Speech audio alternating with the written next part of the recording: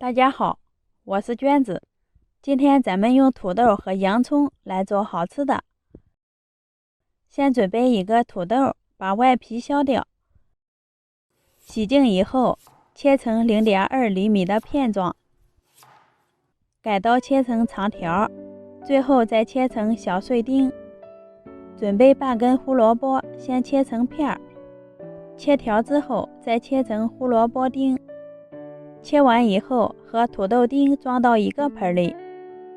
一根去皮的火腿肠，先对半切开，再分成4份，然后切成火腿肠丁。几颗小葱切成葱花，全部食材都放到一个盆里。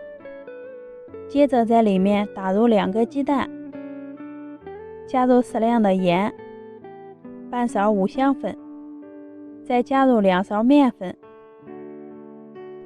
然后给食材充分的搅拌均匀。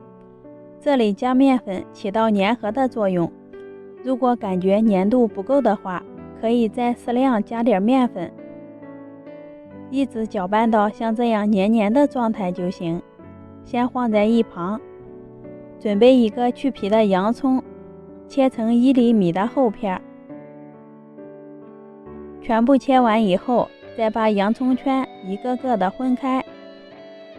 预热好的电饼铛均匀的刷上一层油，摆上切好的洋葱圈，然后倒入2勺菜糊，稍微整得平整一些，刚好和洋葱圈的高度一样就行。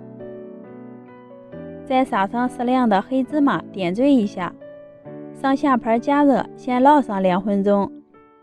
可以看到菜糊已经完全凝固了，托起底部翻个面，接着再烙上2分钟。因为蔬菜都比较容易熟，中间翻2次面就可以啦。全程烙制只用了4分钟的时间，出锅装盘就可以开吃啦。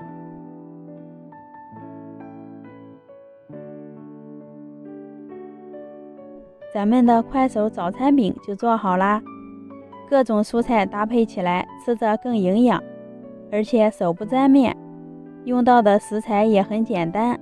喜欢的朋友可以试一下，点击我的头像可以看到更多家常美食。谢谢您的观看，我们下期见。